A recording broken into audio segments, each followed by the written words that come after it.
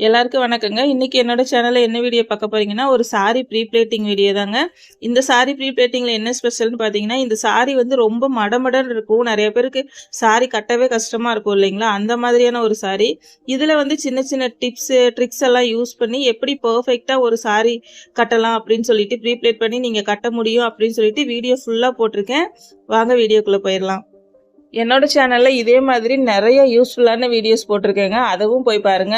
உங்களுக்கு புடிச்சிருக்குன்னா சேனல சப்ஸ்கிரைப் பண்ணி வச்சுட்டு பெல் ஐகான் ஆல்ல போட்டுக்கோங்க. இப்ப வந்து நம்ம அந்த முந்தானையில ஃப்ளீட்ஸ் எடுத்துக்கலாங்க. இந்த மாரி மெத்தட் யூஸ் பண்ணியும் நீங்க ஃப்ளீட்ஸ் எடுக்கலாம். சுத்தமா உங்களுக்கு ஃப்ளீட்ஸே எடுக்க தெரியாது அப்டின்னா, இந்த மாதிரி நீங்க மெத்தட் யூஸ் பண்ணி ஃப்ளீட்ஸ் எடுங்க. இப்ப பாருங்க இப்டி கொஞ்சம் கொஞ்சமா மடிச்சுட்டு ஒரு 2 இன்ச்சஸ் நம்ம விரலோட பாதி அளவு வச்சுட்டு, நீங்க அப்படியே மடிச்சுட்டு வந்தீங்கன்னா, நமக்கு ஒரு 8 to 9 ஃப்ளீட்ஸ் கிடைக்குங்க. அதுவே சூப்பரா இருக்கும். இந்த மாரி மடமடன்னு இருக்க சாரீல. பாத்தீங்களா? ஈஸியா எடுத்தாச்சு. இந்த மாதிரி நீங்க ஃப்ளீட்ஸ் எடுத்து பழகிக்கோங்க. நம்ம கையில ரெகுலரா சாரி கட்டுறவங்க வந்து கையிலேயே மடிச்சு எடுத்துருவாங்க. ஆனா புதுசா நீங்க பிகினர்ஸா இருக்கீங்க, உங்களால சாரி கட்டி இப்பதான் நீங்க பழகுறீங்க அப்படின்னா, இந்த மாதிரி நீங்க மெத்தட் யூஸ் பண்ணிட்டு ஃப்ளீட்ஸ் எடுத்துக்கலாம். எடுத்துட்டு நாங்க ஒரு பின் பண்ணிட்டேன், பார்த்துருப்பீங்க. பின் பண்ணிட்டு இப்ப நான் உள் பக்கமா இருக்கிற மடிப்பவுமே அழகா நேரா எடுத்துட்டு இங்க ஒரு கிளிப் போட போறேன். ஏன்னா உள்ளுக்குள்ள வந்து மடிஞ்சு இருந்துச்சுன்னா உங்களுக்கு அந்த ஃப்ளீட்ஸ் பண்ணும்போது உங்களுக்கு அங்கங்க சுருண்டு கரெக்டாக நிற்காது. அதனால எப்போ இந்த மாதிரி கொஞ்சம் மடமடன்னு இருக்கிற சாரியெல்லாம் நீங்கள் ப்ரீ பிளேட் பண்ணுறீங்களோ அந்த டைமில் வந்து நீங்கள் 2 சைடுமே பர்ஃபெக்டாக பண்ணணும். அப்போ தான் கட்டும் போது உங்களுக்கு எங்கேயுமே டிஸ்டர்ப் பண்ணாமல் நீட்டாக இருக்கும். பாருங்கள், இப்போ நான் முந்தானியில் வந்து உங்களுக்கு ஃப்ளீட்ஸ் எடுத்துட்ருக்கேன். பின் பண்ணிவிட்டு இந்த மாதிரி நேராக எடுத்துக்கோங்க. எடுக்கும் போதே உங்களுக்கு தெரியும் இந்த சாரி எப்படி இருக்குன்னு சொல்லிட்டு. ப்ளீட்ஸ் அவ்வளவா வராதுங்க, ரொம்ப மடமடன்னு தான் இருக்கும். இந்த மாதிரி எடுத்து நீங்கள் வரிசையாக எடுத்துகிட்டு அயன் பண்ணி பின் பண்ணணும்.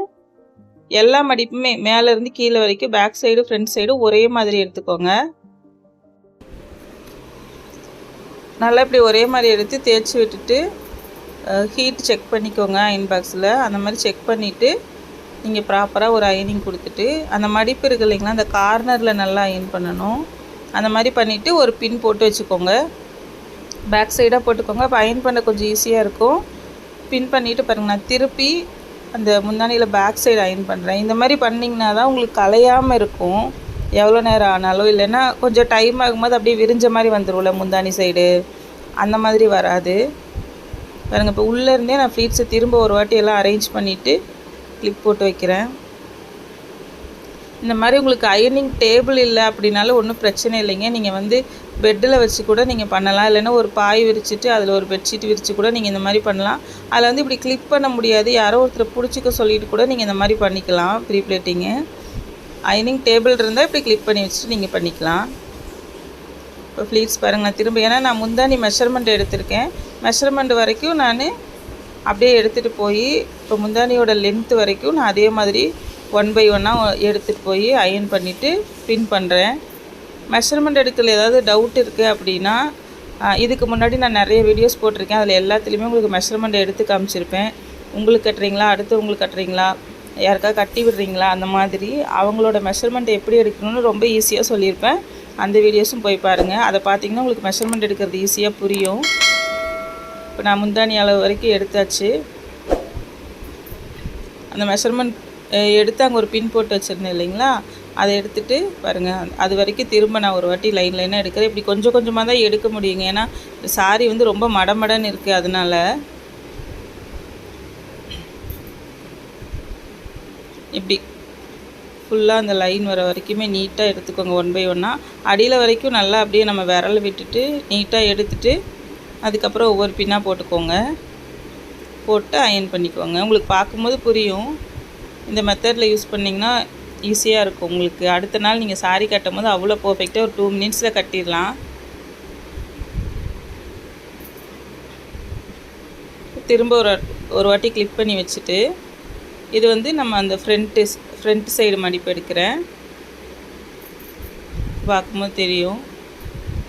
இந்த ஃப்ரண்ட் சைடு மடிப்பு வந்து சாரி கட்டுறவங்க வந்து ரொம்ப குண்டாக இருக்காங்களா, இல்லை ஒரு மீடியம் சைஸாக இருக்காங்களா, அதை பொறுத்து நீங்கள் எடுத்துக்கோங்க. இந்த சாரி கட்டுறவங்க வந்து ஓரளவுக்கு மீடியமாக தான் இருப்பாங்க. அதனால் எனக்கு அந்த இடத்துல ரொம்ப அகலமாக வேண்டாம்.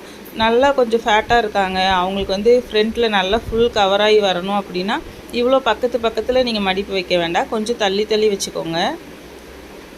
இப்போ பார்த்திங்கன்னா உங்களுக்கு அந்த நம்ம பின் பண்ணிவிட்டு விடுற அந்த லெஃப்ட் சைடு வந்து நேராக வச்சுருக்கேன். இந்த சைடு தான் கொஞ்சம் க்ராஸ் பண்ணியிருக்கேன்.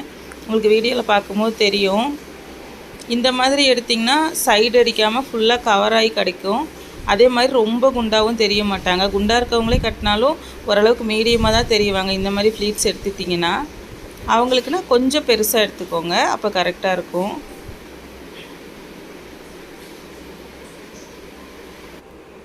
அதுக்கப்புறமும் நான் உங்களுக்கு வந்து அந்த பேக் சைடு வரும் இல்லையா மடிப்பு, அதவுமே நான் அயன் பண்ணுறேன். நீங்கள் பாருங்களேன், உங்களுக்கு தெரியும். ஏன்னா நிறைய பேர் என்ன பண்ணுவாங்கன்னா, நமக்கு அந்த பேக் சைடு வர லைனை வந்து அயன் பண்ண மாட்டாங்க. ஆனால் அப்படி பண்ணாமல் விட்டுட்டிங்கன்னா அந்த இடம் அப்படியே தூக்கிட்டு இருக்கும். நிறைய பேர் சொல்லுவாங்கள்ல, சாரி கட்டினா எனக்கு பேக் சைடில் இருக்க சாரியெல்லாம் அப்படி சுருண்ட மாதிரி நிற்கிதுங்க மேம் அப்படின்லாம் என்கிட்டையும் சொல்லியிருக்காங்க. நீங்கள் பர்சனலாக கட்டும்போது உங்களுக்கு தெரிஞ்சிருக்கும். அந்த மாதிரி ஆகுதுன்னா நீங்கள் வந்து அதுக்கு இந்த பேக் சைடில் இருக்கிற ஃப்ளீட்ஸ் வந்து ஃபுல்லாக அப்படியே நம்ம சுற்றி எடுப்போம்ல, அது வரைக்குமே ஒரு வாட்டி அயன் பண்ணிக்கோங்க. அப்போ நீங்கள் கட்டும் போது அந்த இடத்துல எங்கேயுமே தூக்கிட்டு வராது, அழகாக நிற்கும் அப்படியே சாரி. அதுக்கப்புறமா சென்டர் ஃப்ளீட்ஸ் எடுக்கிறேன். சென்டர் ஃப்ளீட்ஸ் நான் மெஷர்மெண்ட் எடுத்து வச்சுருக்கேன். அப்போ அந்த இடத்துல வந்து நான் சென்டர் ஃப்ளீட்ஸ் எடுக்கிறேன் பாருங்கள். ரொம்ப பெருசாக எடுக்காதீங்க, அதே மாதிரி ரொம்பவும் சின்னதாக எடுக்க வேண்டாம். ஓரளவுக்கு மீடியமாக எடுத்துக்கோங்க. நம்ம கைக்குள்ளே அடக்கமாக இருக்க அளவுக்கு எடுத்துகிட்டு நீங்கள் குட்டி குட்டியாக ஓரளவுக்கு ஃப்ளீட்ஸ் எடுத்திங்கன்னா அந்த சென்டர் ஃப்ளீட்ஸ் அதிகமாக கிடைக்கும். பாருங்கள், இந்த ஃப்ளீட்ஸை என்னால் எடுக்க முடியல, அந்தளவுக்கு சாரி மடமடன் தான் இருக்குது. இந்த மாதிரி எடுத்துகிட்டு நீங்கள் ஒரு பின் பண்ணி வச்சுக்கிட்டால் போதும். என்னோடய சேனலில் டிப்ஸு, அதே மாதிரி உங்களுக்கு ஸ்கின் மெயின்டெனன்ஸு, ஹேர் மெயின்டெனன்ஸு, டேண்ட்ரஃப்க்கு அந்த மாதிரி நிறைய வீடியோஸ் போட்டிருக்கேங்க.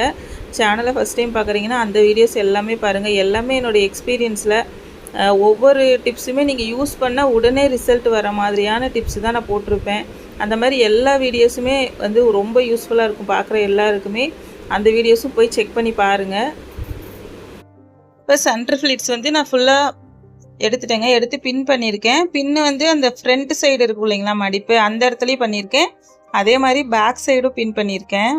ஏன்னா ஒரு இடத்துல மட்டும் பண்ணிங்கன்னா இந்த சாரியில் வந்து அவ்வளோக்கா நிற்காது.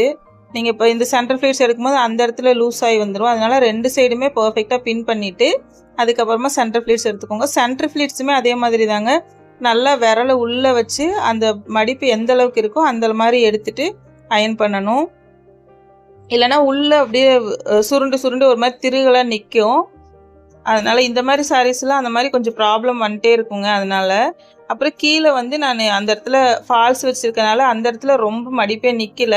அந்த மாதிரி இருந்துச்சுன்னா நீங்கள் ஃபஸ்ட்டு ஒரு டைம் நீங்கள் அங்கே நல்லா அயன் பண்ணிக்கோங்க. அயன் பண்ணிவிட்டு நான் அந்த லாஸ்ட்டு ஃப்ளீட்ஸ் ஒரு வாட்டி நிற்கிறக்காக அயன் பண்ணுறேன். ஓரளவுக்கு நார்மலாக பண்ணிவிட்டு நமக்கு எந்த அளவு வேணுமோ அந்த அளவு விரித்து விட்டுட்டு நான் ஒரு பின் பண்ணுறேன் பாருங்கள். அதுக்கப்புறம் அந்த ஃபால்ஸ் இருக்குது இல்லைங்களா, அதுக்கு அடியில் ஒரு பின் பண்ணுறேன். அங்கெல்லாம் ரொம்ப கெட்டியாக இருக்கும், பார்த்து கேர்ஃபுல்லாக பின் பண்ணிக்கோங்க. பின் பண்ணிவிட்டு திரும்ப ஒரு வாட்டி நம்ம நீட்டாக அயன் பண்ணிக்கலாம். இந்த மாதிரி அயன் பண்ணிங்கன்னா சென்டர் ஃப்ளீட்ஸ் வந்து உங்களுக்கு கலையவே கலையாதுங்க. ஏன்னா இந்த மாதிரி மடமடன்னு இருக்கிற சாரீ வந்து நம்ம நடக்கும் போதெல்லாம் ரொம்ப கலைஞ்ச மாதிரி ஆயிரும். இப்படி பர்ஃபெக்டாக அயன் பண்ணிட்டிங்கன்னா நடக்கும்போது அங்கங்கே போனாலும் ரொம்ப கலைஞ்சி இப்படி தூக்கிட்டு நிற்காது. அந்த அயன் பண்ண அந்த ஃப்ளீட்ஸ் எல்லாமே வந்து உங்களுக்கு பர்ஃபெக்டாக நிற்கும். நடக்கும்போது அவ்வளோவா கலைஞ்ச மாதிரி தெரியாது. நான் அப்படியே திருப்பி போட்டு உள் சைடுமே அயன் பண்ணிட்டேங்க, நீங்கள் பார்த்துருப்பீங்க. திருப்பி போட்டு உள் சைடு அயன் பண்ணிவிட்டு இப்போ நான் மடிக்கிறேன்.